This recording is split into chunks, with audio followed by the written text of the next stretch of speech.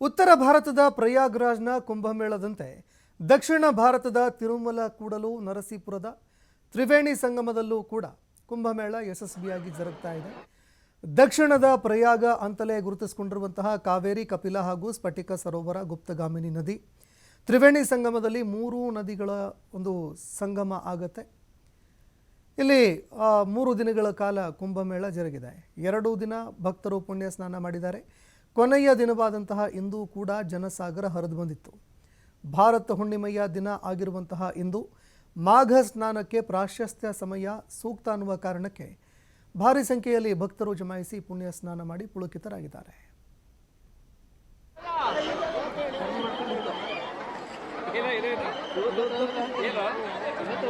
ಉತ್ತರ ಭಾರತದ ಪ್ರಯಾಗ್ರಾಜ್ನಂತೆ ದಕ್ಷಿಣ ಭಾರತದಲ್ಲೂ ಕೂಡ ಈಗ ಅದ್ದೂರಿಯಾಗಿ ಕುಂಭಮೇಳ ಜರುಗ್ತಾ ಇರತಕ್ಕಂಥದ್ದು. ನರಸೀಪುರದಲ್ಲಿ ಸ್ಫಟಿಕ ಸರೋವರ, ಕಪಿಲ, ಕಾವೇರಿ ನದಿ ಸಂಗಮವಾಗುವಂತಹ ಒಂದು ಕ್ಷೇತ್ರ ಇರತಕ್ಕಂಥದ್ದು.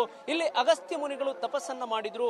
ಹೀಗಾಗಿ ಈ ಒಂದು ಕ್ಷೇತ್ರ ಪುಣ್ಯವನ್ನ ತರುವಂತಹ ಒಂದು ಕ್ಷೇತ್ರ ಅನ್ನೋ ಒಂದು ನಂಬಿಕೆ ಇರತಕ್ಕಂಥದ್ದು. ಈ ಬಾರಿ ನಡೀತಾ ಇರತಕ್ಕಂತ ಈ ಒಂದು ಕುಂಭಮೇಳದಲ್ಲಿ ದೇಶದ ಹಲವು ಭಾಗಗಳಿಂದ ಜೊತೆಗೆ ರಾಜ್ಯದ ಮೂಲ ಮೂಲೆಗಳಿಂದಲೂ ಕೂಡ ಬಂದಿರತಕ್ಕಂತ ಸಾಕಷ್ಟು ಸಂಖ್ಯೆಯ ಭಕ್ತರು ಈಗಾಗಲೇ ಪುಣ್ಯ ಸ್ನಾನವನ್ನ ಮಾಡ್ತಾ ಇರತಕ್ಕಂಥದ್ದು ದೃಶ್ಯದಲ್ಲಿ ಕೂಡ ನಾವು ಕಾಣಬಹುದು.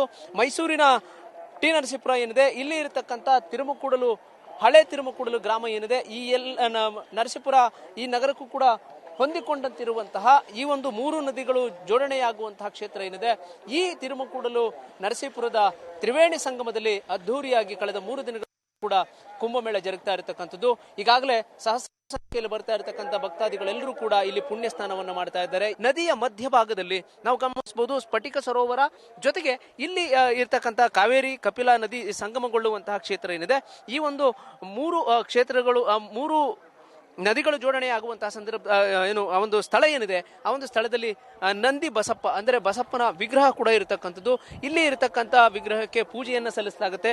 ಪೂಜೆಯನ್ನ ಸಲ್ಲಿಸಿದ ನಂತರ ಪುಣ್ಯ ಸ್ನಾನಕ್ಕೆ ಅನುವನ್ನ ಮಾಡಿಕೊಡುವಂತಹ ಒಂದು ಕೆಲಸ ಆಗುತ್ತೆ. ಹೀಗಾಗಿ ಇಲ್ಲಿಗೆ ಬರತಕ್ಕಂಥ ಸಾಧು ಸಂತರುಗಳೆಲ್ಲರೂ ಕೂಡ ಇಲ್ಲಿ ಪೂಜೆ ಪುನಸ್ಕಾರಗಳನ್ನು ನೆರವೇರಿಸ್ತಾರೆ, ಪುಣ್ಯ ಸ್ನಾನಗಳನ್ನ ಮಾಡ್ತಕ್ಕಂಥ ಒಂದು ಕೆಲಸವನ್ನ ಮಾಡ್ತಾರೆ. ಇನ್ನು ಮುಖ್ಯವಾಗಿ ಈ ಒಂದು ಪುಣ್ಯ ಸ್ನಾನವನ್ನ ಮಾಡಿದಂತಹ ಸಂದರ್ಭದಲ್ಲಿ ತಮ್ಮ ಇಷ್ಟಾರ್ಥಗಳು ಸಿದ್ಧಿ ಆಗ್ತವೆ ಅನ್ನೋ ಒಂದು ನಿಟ್ಟಿನಲ್ಲಿ ಇರತಕ್ಕಂಥ ಪುಣ್ಯ ಸ್ನಾನಗಳನ್ನು ಮಾಡ್ತಾ ಇರತಕ್ಕಂಥ ಭಕ್ತಾದಿಗಳನ್ನು ಕೂಡ ನಾವು ಗಮನಿಸಬಹುದು. ಈಗ ನಾನು ಪುಣ್ಯ ಸ್ನಾನದಲ್ಲಿ ತೊಡಗಿರ್ತಕ್ಕಂಥ ಭಕ್ತಾದಿಗಳನ್ನು ನಾನು ಮಾತನಾಡಿಸ್ತಾ ಹೋಗ್ತೇನೆ.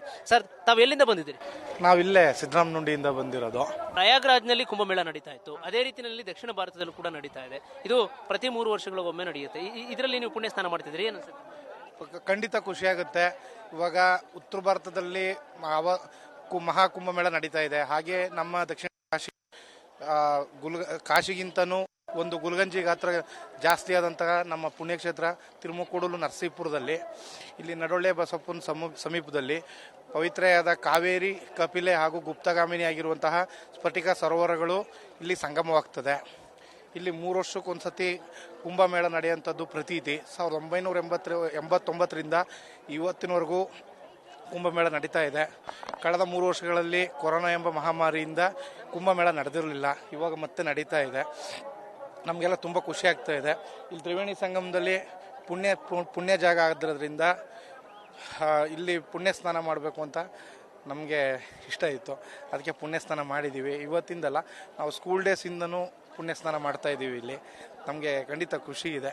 ಇದು ಪುಣ್ಯ ಸ್ನಾನವನ್ನು ಮಾಡ್ತಾ ಇರತಕ್ಕಂಥ ಭಕ್ತಾದಿಗಳ ಮಾತುಗಳು. ಮುಖ್ಯವಾಗಿ ನಡುಹೊಳೆ ಬಸಪ್ಪ ಅಂತ ಹೇಳಿ ಈ ಒಂದು ವಿಗ್ರಹಕ್ಕೆ ಕರೆಯಲಾಗುತ್ತೆ.